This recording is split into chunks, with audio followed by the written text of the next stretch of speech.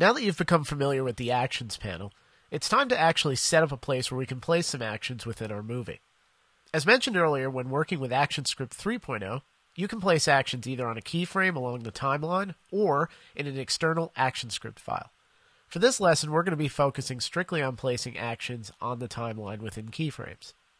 For this lesson, we're going to open up the rccar1.fla file.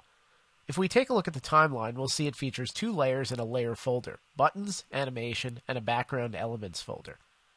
Whenever we want to place actions along the main timeline, it's always recommended that you give actions their own dedicated layer. You can place scripts on the same keyframe along with graphics or with symbols. However, it's not recommended.